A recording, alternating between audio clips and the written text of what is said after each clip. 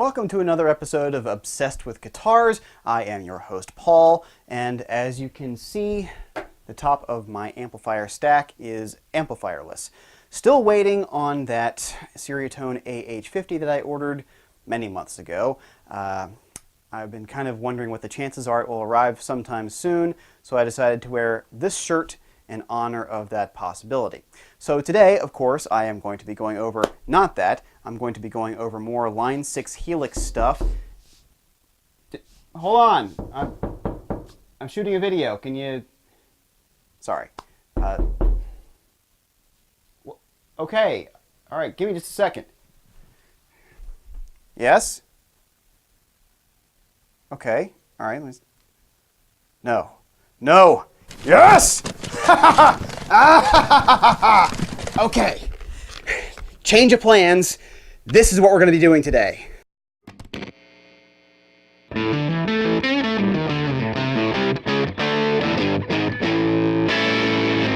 So I've been waiting for this one for kind of a long time. I ordered my Ceriatone AH50 back in mid-November. It had a 6 to 8 week lead time, so I was thinking, okay, it'll be here beginning of the year in January. Well, as you can tell, it's a little bit beyond that. I think it's worth the wait. It's a fantastic sounding amplifier. Yeah, of course I plugged it in before I shot this video. What do you think, I'm a fool? I have to say, this is the most aggressive amplifier I have ever played through. I used to own Mesa Triple Rec. That thing was really aggressive. Had a PV5150. That thing was really aggressive, but none of the amps I've ever owned or played through can hold a candle to the aggressive distortion this thing can punch out. So this is, of course, a clone of the Friedman Brown Eye amplifier. The Ceriatone AH50, of course, gets its name from that, and the AH standing for what you think it stands for. But all that nonsense aside of the naming conventions, this is a phenomenal amplifier. And of course these amplifiers owe their sound ultimately to hot-rodded Marshalls and the like, back to the Jose Arredondo days of the late 70s and early 80s. There was something really smart said on the Andertons channel when they were interviewing Dave Friedman, owner of Friedman Amplifiers, that these amplifiers sound like what you think a Marshall actually sounds like, not what a Marshall actually sounds like.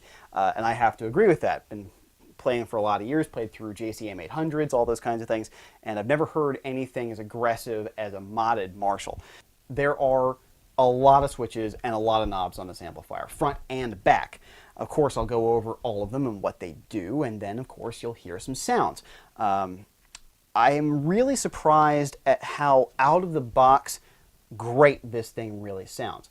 The aggressiveness of the overdrive is something I can't really overstate. I, as you can see, have the presence down to about 3.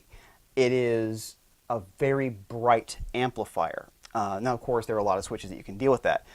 Standard controls, presence, bass, middle, treble, master, gain, and then you have your clean channel. This is a 2-channel amplifier, comes with a foot switch after all. You have your switches here for each of the different modes, and this will switch through the clean overdrive and high overdrive switch right here. So essentially this is kind of replacing this switch here when it's plugged in. And then of course your clean channel, clean, treble bass, or treble middle bass for the clean channel. And it is 2 completely separate channels. So your voice switch right here changes between a vintage and a modern kind of thing. Kind of what you would think of as being a modern hot-rodded Marshall versus more of a vintagey Marshall kind of sound. Your bright switch just goes through different settings of controlling your highs, this being the darkest over here to the left and the brightest being over to the right. Then you have your channel switcher, you clean, overdrive, and then adding a gain stage in for the high overdrive. And that's essentially what this foot switch does. It goes from clean to overdrive, and then you can kick in your high overdrive. So it can kind of act like a little bit of a 3-channel amplifier, though you're not really able to independently control the volumes of channel 2 and 3. And then you have this S switch right here.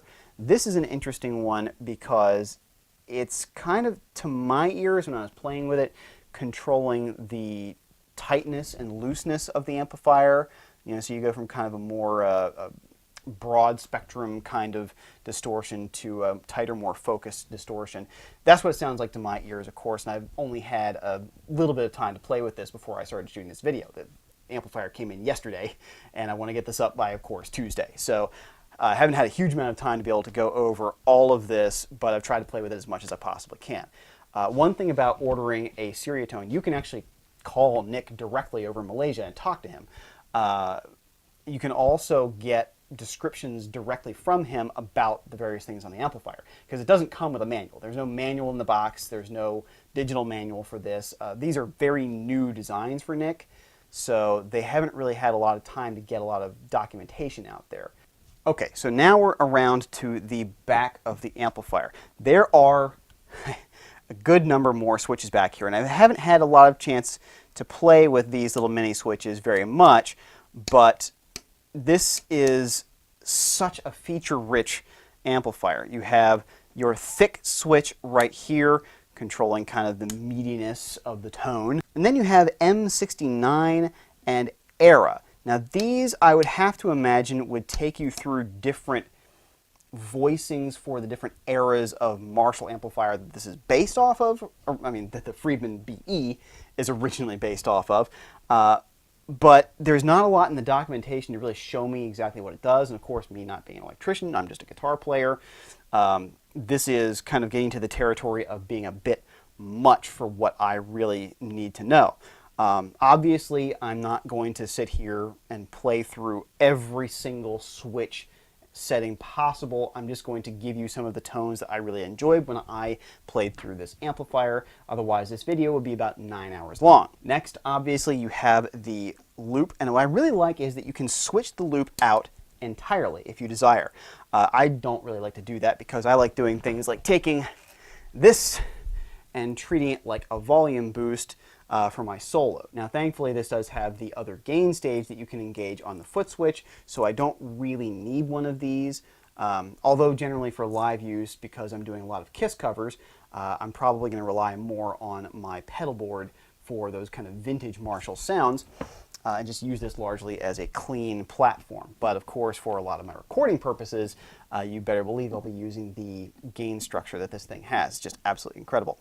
Another thing I really like is not only does it have the actual level for your effects loop, but it has a line out. So if I want to record directly from this, I absolutely can.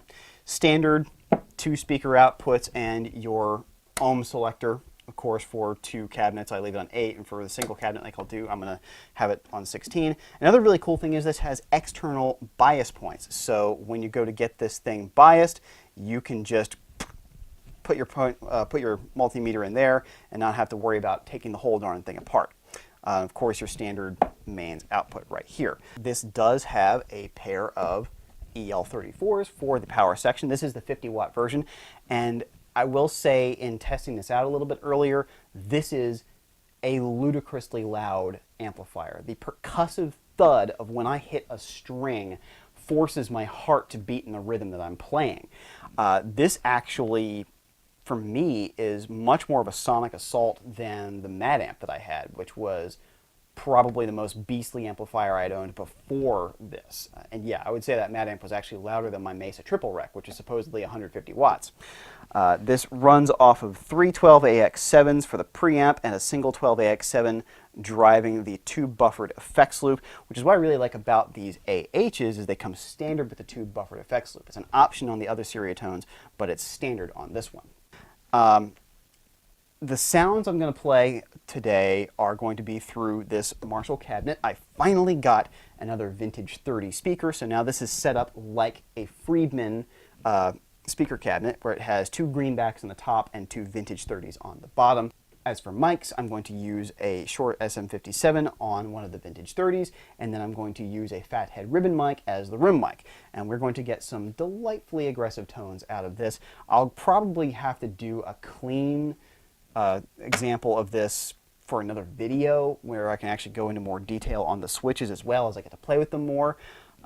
But for now, we're just going to go through some really ridiculously super over-the-top aggressive distorted sounds, which I really hope you enjoy. I will enjoy playing them for you.